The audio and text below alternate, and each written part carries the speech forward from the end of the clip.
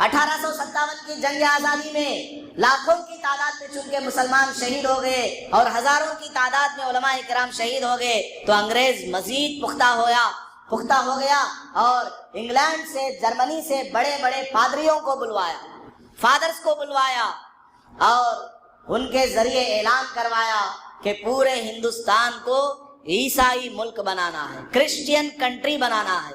چنانچہ کرسچینٹی کو پھیلانا شروع کر دیا جرمن کے پادری، اور اسی طرح انگلینڈ کے پادریوں نے پورے ہندوستان کے مسلمانوں کو، ہندوؤں کو عیسائی بنانے کی سازش کی۔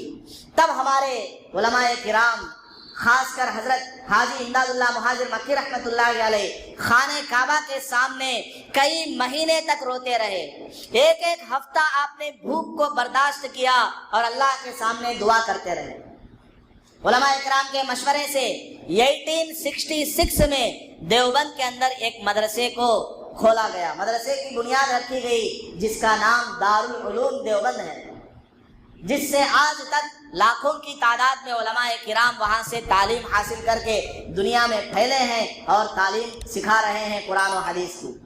دارالعلوم دیوبند کی بنیاد رکھنے کی وجہ کیا ہے؟ اس ملک کو انگریزوں کے ظلم و ستم سے آزاد کرانا، انگریزوں کو یہاں سے بھگانا، اور انگریزوں کی یہ جو ناپاک سازش ہے کہ اس ملک کو کرسچین ملک بنانا ہے، اس سازش میں انگریزوں کو ناکام کرنا، اس کے لیے علماء کرام کو اس مدرسے سے پیدا کرنا ہے۔ یہ دارالعلوم دیوبند کی بنیاد کا اصل مقصد تھا۔ چنانچہ ایک انار کے درخت کے تلے مدرسے کا آغاز ہوا۔ پڑھانے والے ایک استاد تھے، پڑھنے والے ایک طالب علم تھے، پڑھانے والے کا نام بھی اللہ کی قدرت سے محمود تھا اور پڑھنے والے اسٹوڈنٹ کا نام بھی محمود تھا۔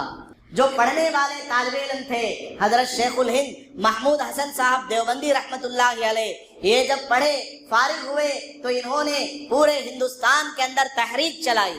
مسلسل 40 سال تک آپ نے انگریزوں کے خلاف آواز بلند کی، لوگوں کو سمجھایا، لوگوں میں بیان کیا، انگریزوں کے ظلم و ستم سے آگاہ کرایا، انگریزوں کے کیا کیا پلانس ہیں وہ بتایا، لوگوں کے سمجھ میں بات آئی۔ جب انگریز نے دیکھا کہ شیخ الہند محمود حسن دیوبندی رحمت اللہ علیہ کی وجہ سے لوگوں کے اندر ایک بیداری پیدا ہو رہی ہے، لوگ ہمارے خلاف اٹھ کھڑے ہو رہے ہیں، تو انگریزوں نے 1917 میں حضرت شیخ الہند کو اور آپ کے شاگرد شیخ الاسلام حضرت حسین احمد مدنی رحمت اللہ علیہ کو مالٹا کی جیل میں قید کر دیا۔ یورپ کے اندر مالٹا کی جیل جو کہ سرد علاقہ ہے، آئرلینڈ جس کو کہا جاتا ہے، وہاں پر یہاں سے 7 سمندر پار لے جا کر کے ہمارے 200 سے زیادہ علماء کرام کو وہاں قید کیا، جیل میں ڈالا گیا۔ راتوں رات برف کی سیڑھیوں کے اوپر علماء کرام کو ننگے بدن لٹاتے تھے، زہریلے سانپ کو لا کر کے چھوڑتے تھے۔ انگریز بار بار آ کر کے حضرت شیخ الہند رحمت اللہ علیہ سے کہتے تھے، ایک مرتبہ کہہ دو محمود کہ تم انگریزوں کے ساتھ ہو، انگریزوں کے خلاف کوئی فتویٰ نہیں دو گے، آواز نہیں اٹھاؤ گے۔ حضرت شیخ الہند فرمایا کرتے تھے، میں ایسی بات کبھی نہیں کہوں گا، میں پہلے بھی وہی کہا کرتا تھا، آج بھی وہی بولتا ہوں، مرتے دم تک یہی بولوں گا کہ انگریزوں کو ہندوستان سے بھگاؤ۔ حضرت شیخ الہند رحمت اللہ علیہ کو طرح طرح ستایا گیا۔ جب حضرت کا انتقال ہوا دیوبند کے اندر، آپ کو غسل دینے لگے، غسل دینے کے لیے آپ کے جسم مبارک سے کپڑوں کو اتارا گیا تو لوگوں نے دیکھا کہ آپ کی کمر پر کالے کالے نشان ہیں۔ لوگوں نے پوچھا حضرت مولانا حسین احمد مدنی رحمت اللہ علیہ سے کہ دیکھیے ان کے جسم کے اوپر یہ کالے کالے نشان کیسے ہیں؟ حضرت تو گورے جسم والے تھے، یہ کالے کالے دھبے کیسے ہیں؟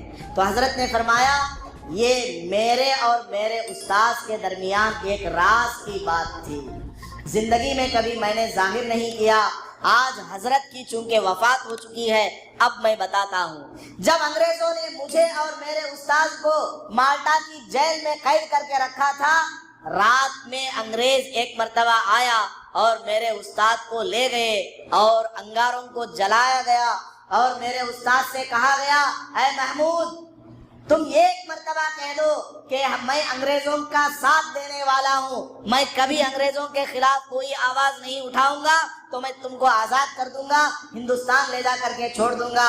تو میرے استاد حضرت محمود حسن صاحب رحمت اللہ علیہ نے فرمایا میں کبھی ایسی بات نہیں کہوں گا، میں تو یہی کہوں گا کہ میں انگریزوں کے خلاف ہوں، میں انگریزوں کو ہندوستان سے بھگانے کا فتویٰ دیتا ہوں۔ تب انگریزوں نے میرے استاد کو تپتی ہوئے انگاروں پر لٹا دیا، انگاروں میں میرے استاد کا جسم جلا، جسم سے خون رس کر کے آگ کے اوپر گرا، حضرت کے چربی سے وہ آگ بجھی، اس طرح سے حضرت کے کمر کے اوپر یہ کالے کالے نشان پڑ گئے۔